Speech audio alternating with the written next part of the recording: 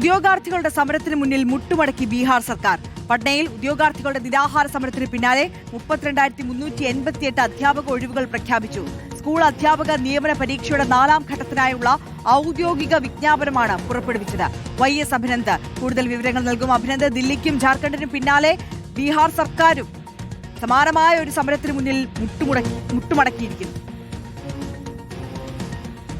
തീർച്ചയായിട്ടും വിദ്യാർത്ഥികളുടെ സമരത്തിന് മുന്നിൽ ഇപ്പോൾ സർക്കാരുകൾ മുട്ടുമടക്കുന്ന സ്ഥിതി അത് ഓരോ സ്ഥലത്തും ഇപ്പോൾ നമ്മൾ കണ്ടുകൊണ്ടിരിക്കുകയാണ്. ദില്ലിയിൽ കണ്ടു, ജാർഖണ്ഡിൽ കണ്ടു, കേരളത്തിലും ഒരു പരിധി വരെ കണ്ടു.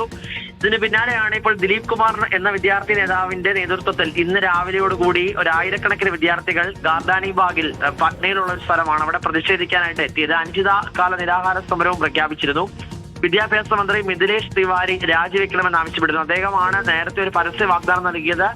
ഈ സംസ്ഥാനത്തുള്ള എല്ലാ വിദ്യാർത്ഥികൾക്കും BJP സർക്കാർ കൃത്യമായി ജോലി ഉറപ്പാക്കും, NDA സർക്കാർ അതിനകത്ത് എപ്പോഴും ഉത്തരവാദിത്തമുള്ള സർക്കാരായിരിക്കുമെന്ന്. പക്ഷെ ആ ഉത്തരവാദിത്തം ഒന്നും പാലിക്കാനായിട്ട് അന്ന് സർക്കാരിന് കഴിഞ്ഞില്ല. പിന്നാലെയാണ് വിദ്യാർത്ഥികൾ ഇന്ന് നിരാഹാര സമരം പ്രഖ്യാപിച്ചത്. 5 ദിവസത്തിനുള്ളിൽ വിജ്ഞാപനം പുറപ്പെടുവിച്ചില്ലെങ്കിൽ നിയമസഭ തന്നെ നേരിട്ട് വളയും, മന്ത്രിയുടെ ഓഫീസ് വളയുമെന്നടക്കം വിദ്യാർത്ഥികൾ പറഞ്ഞിരുന്നു. CJP മോഡൽ സമരമടക്കം പ്രഖ്യാപിച്ചിരുന്നു.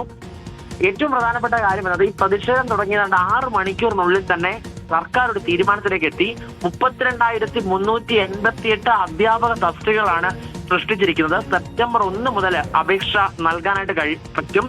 അവസാന തീയതി എന്നത് സെപ്റ്റംബർ 30-ാം തീയതിയാണ്. 32,388 തസ്തികകൾ പ്രൈമറി, സെക്കൻഡറി, ഹയർ സെക്കൻഡറി വിഭാഗത്തിലായി സൃഷ്ടിച്ചിരിക്കുന്നു എന്നതാണ് ഏറ്റവും പ്രധാനം. അതായത് വിദ്യാർത്ഥികൾ സമരം ആരംഭിച്ച് 6ാമത്തെ മണിക്കൂർ സർക്കാരിന് നടപടി എടുക്കേണ്ടി വന്നു, നടപടി സ്വീകരിക്കേണ്ടി വന്നു. എന്തായാലും വലിയ വിജയം എന്ന് തന്നെയാണ് ഈ വിദ്യാർത്ഥി നേതാക്കളടക്കം വ്യക്തമാക്കുന്നത്.